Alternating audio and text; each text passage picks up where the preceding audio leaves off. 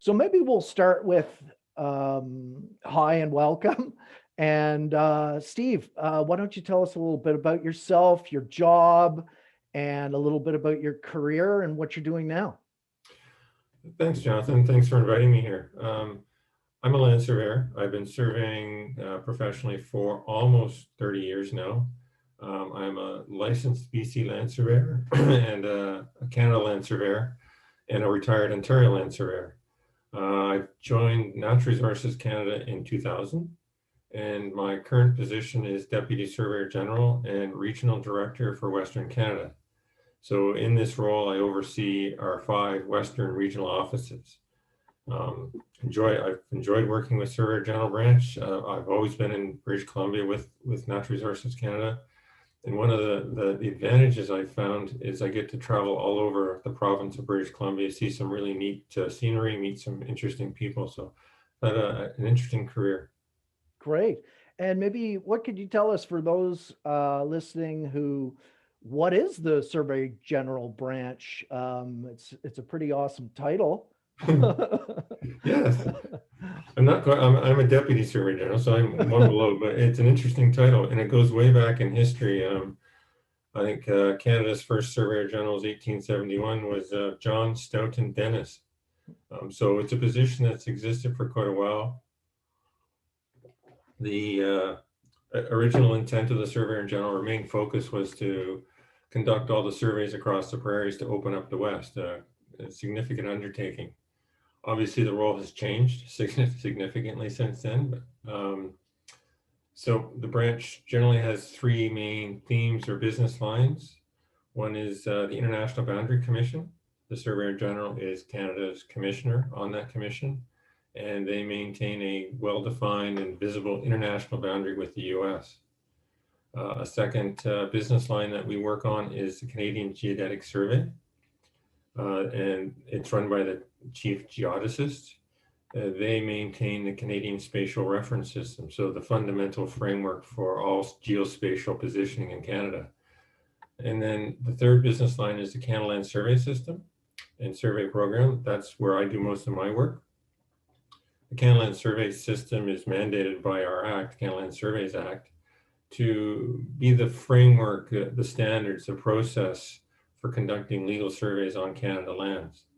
And Canada lands are defined as the territorial lands in northern Canada, federal lands in the offshore, national parks, Indian reserves, and some Indigenous self-government lands. The survey program aspect of it is we provide professional survey advice and project management expertise to other federal government departments to make their programs happen. So thanks for that. There's so many interesting things I could ask you about just to dive in, but we're here to talk specifically about the Survey Capacity Development Program, which I just became aware of through just contacts who said that there was some training going on, some skills sharing. Currently today is the, I think it's the Mapping Indigenous conference out of Saskatchewan is taking place. So it's today we're November 16th. So it's the first day I was there for the opening ceremony. It was quite interesting. So this is very timely. So what can you tell us about the Survey Capacity Development Program? How did it start? What is it? Well, first of all, what is it is we provide in-community hands-on training in land surveying to First Nation communities across Canada. So it's focused on land surveying. That's what our expertise is, land surveying. And the main sort of distinction is that it's in community. We go out to the communities, we meet with the people, we work on their projects, work on their land. So one of the barriers that we had found originally for training was a lot of participants were reluctant to leave the community for training. It's difficult for them to do so. And surveying being on the land activity, it's not conducive for virtual training in a lot of situations. You have to be on the land. It's a practical activity. So we focused on going out into the community, working with the people on their lands when they can stay at home, and hands-on, practical fieldwork type of activity. And we cover all aspects of land surveying, from the researching of survey documents, where to find survey documents, what is the role of a survey and a surveyor in a land transaction, doing field work, how to look for monuments, survey monuments, taking field measurements. We use our field equipment and show the participants how to use the field equipment, what a measurement is, some of the things to look for.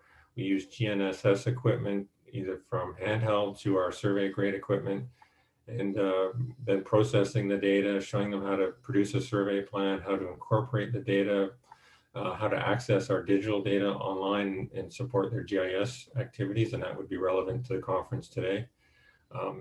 The property rights, the property information is like a foundation layer for all other activities in a GIS system.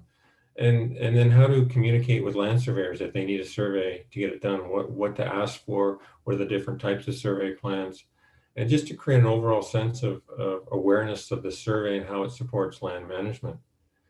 We find now that as First Nations move towards greater and greater self-government responsibilities, that the lands managers and the administration really need to understand, they wear many hats. And so surveying being one of those hats, they have to understand what a survey is. They have to know what to ask for or when to ask for a survey. So it's just creating that overall awareness as to what is a survey and how does it integrate and support their land management activities. How did this program get started? What was the impetus for it? It started in 2018 and it supports First Nation land management. So First Nation land management is a framework agreement signed by Canada, and it started out with 13 First Nations. It's now up to 178 First Nations across Canada have signed on to this framework agreement. And under the framework agreement, the community will draft their own land code laws. It's community driven. And once the community ratifies these laws, it replaces 44 sections of the Indian Act. So it transfers the land management responsibilities from Canada to the First Nation. They take over and manage their own lands. And it's found to be wildly successful. First of all, First Nations like to regain control of their lands, but from a business sense, that the First Nations can operate much more effectively and respond to business needs and social needs much more quickly than the bureaucracy of Canada can. And so it's been successful for First Nations who opt into this regime, but they take on a lot of responsibility when they do this. So that was the driver for this, and we identified early on that there was a bit of a gap, that some communities struggled with understanding surveys. All of a sudden they had to deal with this now, and they lacked the tools. So we started this program to address that gap, to fill the void and let them take on, have the knowledge to take it on and be informed consumers of surveys. So this isn't to, at the end, if a First Nation community is taking part in this program, is the goal to eventually create some accredited surveyors, or is it to a little bit more just simply sharing the skills? Sharing the skills. We make it very clear that we're not accrediting surveyors. Generally, I guess across Canada, you require a university degree and you need to be certified by a professional association to be a land surveyor. It takes quite a bit of work to become a licensed land surveyor. And so we can't replace that. We don't have the skills to replace that. We don't have the time to replace that. And we say right up front, we're not making licensed land surveyors.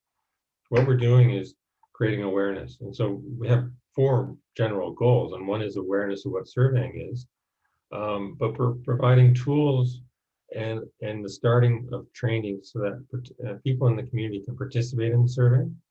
They can do the research, they can do the project planning part of the survey, they can participate in the field work if they team up with a licensed land surveyor. They can help produce the survey plans if they work with a surveyor to do this. It's still a licensed land surveyor takes responsibility and signs off on the plan, but the participants can do a lot of the work, and they can take elements of the work. so they can do like the field work. And we find whenever I worked with First Nation communities and had local members participate on the survey group, it's beneficial to me as a surveyor because they know the community. They know what's, where to, how to get around, and they know the people.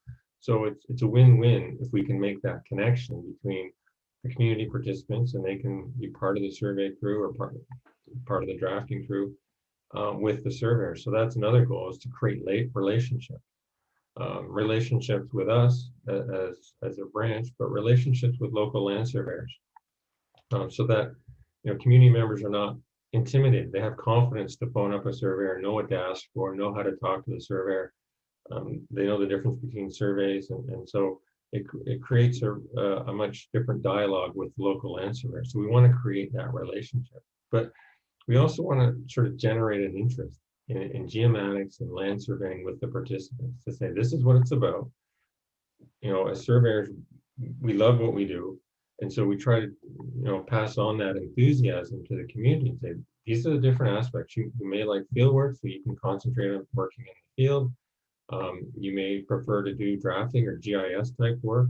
This is getting you interested. These are some of the options. So we're trying to generate an interest so that they can pursue formal education and then become licensed land surveyors. That would be our ultimate goal, is that these participants could become enthusiastic and take the formal education route, become licensed land surveyors for their community. That would be great, but it's a long path.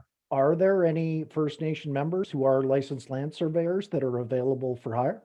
There are. They're not very many. I know of a couple. We actually did a video as part of this program, and we interviewed 3 Indigenous licensed land surveyors and how they got into surveying, and that's on YouTube. Oh, excellent. And so we did that to show our participants it's possible, and this is the route you can take. And there's 3 different routes. There was a private land surveyor in Vancouver Island. There's one a land surveyor who works for us who's Indigenous, and there's an Indigenous land surveyor who works with the First Nation Land Management Resource Center. So it's a Indigenous organization that supports First Nations. She's former president of the Association of Canada Land Surveyors. Excellent. So maybe we could take a little bit of a deeper dive into the skill sharing and the training that is taking place. When was the first, where and when was the first training, and with which First Nations groups? We started in the fall of 2018, and we started with 2 communities, Chiacton and Wabanaki. Chiacton is in BC and Wabanaki is in Quebec. So we started with just 2. We tried to keep it simple as a learning exercise for us. So we rolled out our program with these 2 communities, and we learned a lot from these communities. They were very helpful in giving us feedback as to what worked, what didn't work. Then in April of 2019, we brought in 6 more communities across the country with the plan to bring in 6 every year. We brought in 6 more in April of 2020. Unfortunately, with COVID, we sort of been shut down and we haven't got out to those communities. But that was the plan, is to bring in 6 every year. When we go to each community, we have a toolbox of different skills or activities that we can focus on, from what is the role of a surveyor, how to search survey plans, how to do the research, the project planning, the field work, data processing. We have all these different modules, and we ask the community what do they want to learn, what do they want to focus on. And every community is absolutely different. Every community has different needs. Participants have different needs. And so we customize the training for the community. We ask them what they want to focus on, and that's what we deliver. So it's not one set curriculum that applies to every community. It's customizable, and it's customizable on the fly. That if the community starts a little bit of work and they become really interested in it, we can focus, we can spend more time on it. We have the flexibility to adapt on the fly to the community. The idea is that we would spend up to 12 sessions in each community over the course of perhaps 2 years. Some First Nations like it quicker, some First Nations like it to spread out over the 2 years. We took the idea originally of making it a 2 years program to give the community a chance to absorb what we covered in one lesson apply it practically, and then we can come back a month or two later and build upon that, answer questions. We keep a relationship with the community throughout the 2 years so that, you know, they can keep phoning us up with questions and how do I do this? So it's a long process. It's intended to allow people to continue with their day jobs and not sort of dedicate, you got to do 12 weeks straight, that they can participate as much as that they're allowed to participate. And so it's meant to be very flexible. What's the feedback been like from the participants of the learning and the sharing? What do you feel that, or what have they been saying about the skills that they're most interested in learning? What do they seem to be gravitating towards? Well, one thing we learned right off is that when we started, we had the approach of teaching and then doing. So we had, you know, we would do a bit of classroom work and then show them how to do things, and then we would go out in the field and do it. That didn't work. The participants were very anxious to get doing practical work, so they jump right into the field. And so that we flipped things around, and we learned from that now we start doing practical activities right away, and then we back up and say, this is what we did. You know, we may explain things and show them how to find survey plans, how to read a survey plan, but they want to actually get their hands messy right off the top, which is great because it gets them excited and gets them interested, and then they can start asking questions, which makes it more relevant for them. So we learned to be more practical right up front. The feedback I'm getting is positive. They're learning a lot. Chiacton we've done the most work with Chiacton in BC, and the comments I've got from them is that they're much more confident now when they're dealing with surveyors and they're starting a survey program or starting a survey project. They gave me the example. It was a smaller project, but they asked a local surveyor for a quote, and just as they normally would, with very little specifics, just as we need a survey done, this is the property. And then they went back and they applied their training. They did the research, they dug up the plans, they did some field inspections, arranged the logistics, and gave a report to the surveyor and said, okay, with this information, what's the quote now? And they were surprised it was significantly less expensive with the surveyor having all this information. And as a surveyor, I would understand that because they're removing all the uncertainties, all the questions that as a surveyor, I don't know if the posts are going to be there. Well, if I know, I can get a much tighter estimate. So it was a positive experience for them. They actually learned that this could save them money by participating more in the survey project. That's excellent. Thank you. Steve, you've also given us some contacts so that we can follow up with directly with First Nation participants who've experienced the program and are currently in it. So we appreciate that. So we will follow up directly with them. The program, where are you within the program life cycle right now? What's left to do? Do you anticipate finishing, or is this something that will be an ongoing work? Well, we have funding for 5 years to 2023, so that's our window. We started in the fall of 2018, and we just got rolling with the 8 communities, and then 6 more in April when COVID hit, which really took the wind out of our sails. We were just gathering momentum. But even with COVID, we maintained relationships with our participating communities. We phone them up all the time, keep that connection. It's very key for us to keep the relationship going and then try not to lose momentum. Some communities are open for us returning to do some field work.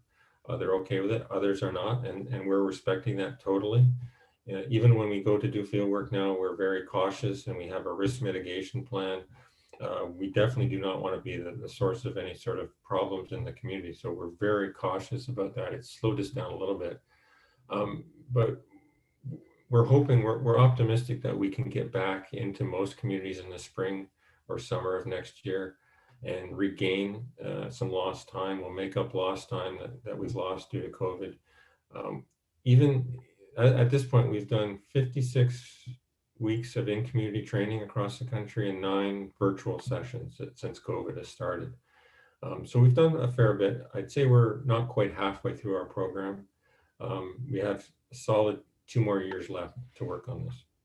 Have you had any international contacts or requests for from other countries or regions asking about how you set the program up? Is this something that could be shared around the world with others that might want to do similar things, or is this actually something that came about through other programs that you saw internationally?